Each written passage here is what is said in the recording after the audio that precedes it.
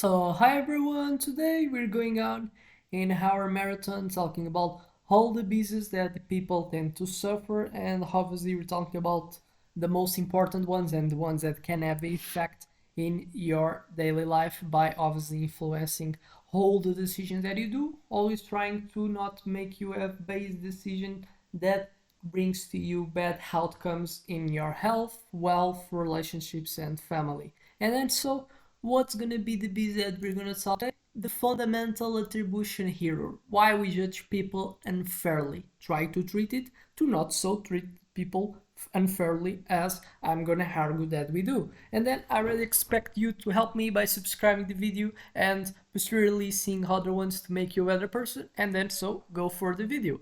What is the fundamental attribution error? Fundamental attribution error, or FAE, is a cognitive bias, as all the marathon talks about, where we tend to overemphasize personal traits and underestimate situational factors when explaining other people's behavior. So this means that when someone else make a mistake, we often assume it's because of their character or personality rather than considering the circumstances they were in. However, when we make mistakes ourselves, we're more likely to blame the situation rather than our own character. So, real life examples of that. So, it's easily to understand. It's just basically when something happens bad, something that obviously comes with a behavior that the other person has made.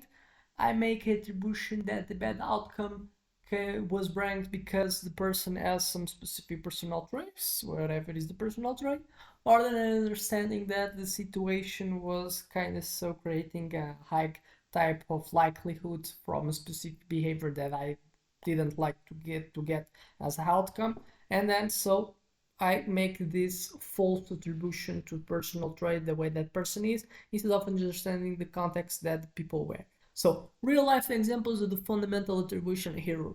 Driving rage. If someone cuts you off in traffic, you might immediately think what? This person is reckless or selfish. But if you do the same thing, you might justify it by saying, I was in a hurry because of emergency. Yeah, that's basically something that is really illustrative from how this beast is something that happens. It's just basically is justifying it that when hard the other ones that make something that I don't like, I say that it's because some persons have a personal trait. When I'm the same one that does the same behavior, I say that was the situation that impelled me so to do the thing. And that's simple. Well, we as humans, we tend to maximize the utility that we got from the environment, and obviously this comes with dodging things that I create as bad as coming from my personality because it's something that by attributing it, I'm saying that so easy it's a high likelihood to me make the same since personal trait is something that I carries towards the life.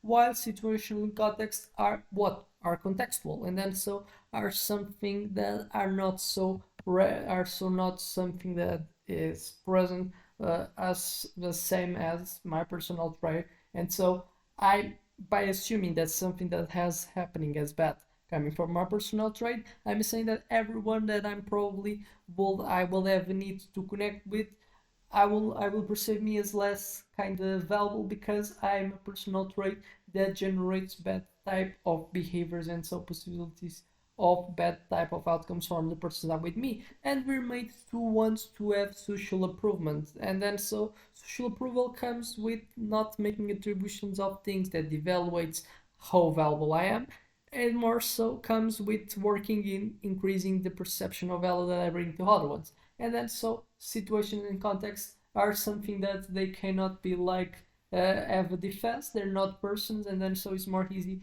to make them attributions the casuals when I'm the one that is putting is in like in fire. So this is something that happens in driving a lot.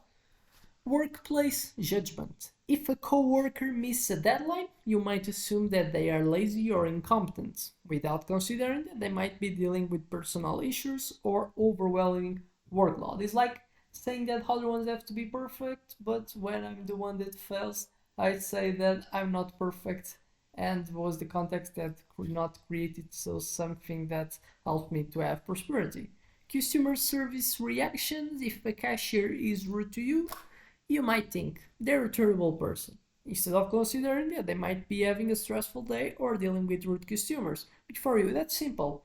It's higher probability to have empathy with myself than having with other ones. Because me, I understand me, I feeling it, I understand how I can perceive the environment, and with other ones, I have more uncertainty about so if they're perceiving or if there's something or what they made are coming from their intentions of the other ones as well. They're kind of getting affected by the environment they are in, so creates behaviors that are more something as contextual than myself having the willingness to do it, creating the motivation in myself to make the behavior, not the environment. And then so obviously which more is difficult is something to do, and it's difficult to have empathy towards other ones than me, because me, I understand all context, I understand what I feel, I understand who I am, while other ones I cannot understand what they feel, I can understand how they are, so it's more difficult to understand being better. And sometimes so when this happens, what do you do? We tend to go for the most easier type of thing, that is so attributing them as the consequence other than just probably the redness that is connected with the situation and contextual factors. And then social interactions: if someone doesn't respond to your message, you might assume they're ignoring you or don't care, rather than considering they might be busy or dealing with something personal.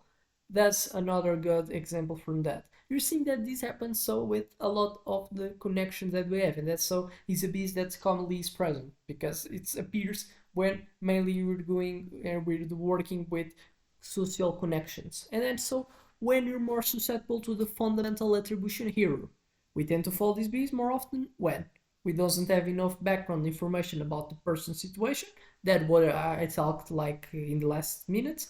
We are emotional charged or frustrated. It's more so easy to not have empathy, to not think critically, because to have empathy you have to think critically, you have to be enough intelligence to understand and put in the picture of the other one. And so when you're emotional charged or frustrated, we tend not to have this ability, and we tend to be more primal, and then so think more about ourselves, to be more egoistic. The person is a stranger, read someone we know well, is something that backs what I've said as well. And we are in a competitive or judgment environment, work, social media, and then so when you're competitive of judgment environment, we don't give a care about how other ones are feeling it. And then so it's something that happens. And then how to reduce or overcome the fundamental attribution error, because people that have this tendency to do, they're like lessly prone to have connections, to build networks that are essential. For example, in a work, it's important to give friends to help us to enter in the some type of groups that will be deal to have prosperity in our life, and mainly so in the example that I'm giving now in the job. And then how I can overcome: practice empathy. Ask yourself what could be happening in your life that I don't know about. It's more easier to kind of back. It's like in the long term, you're gonna see that mainly in the whole situations, it will give you more praise. You kind of having the ability to being like ensure that you're not being reactive in the situation, and understand that if you have the ability to calm down and practicing logical reasoning in that case is the empathy, is the logical reasoning that you're working, helps you to not be reactive with other ones, and to so not create damage in the connections and relationships that you tend to have, and more attrition can be generated by connection that so I have more interactions with the person, and so sometimes these are the ones that are most valuable in connections that I have like not a contact with people, which so is like a high likelihood to kind of have a bad type of happening with that person, and so understanding to sustain these type of reactions that could be something that create permanent damage in these connections. Consider situational factors before judging. Before judging, so think of external reasons that could explain their behavior. Apply the STEM standard to yourself is like one of the best ways so to not be someone that doesn't so do this here of attributing bad type of actions that others do to their personal traits, is doing the same to you. See if you feel comfortable when you do the same, if you would like to put as well, so to call yourself some type of things that probably will not like to be called by the other ones. Pause before reacting, and this can be helped if you have emotional intelligence enough to control when you feel more stressed and you feel you're going to react. And so get more context, more information is enough, helps you to also have more empathy. That is like the best type of battler when you're trying to fight to fall in this base. So I expect this video helped you to be someone that doesn't fall in this base, that makes affects your success in the connections life, the social networks that we are present on. See you in the next video.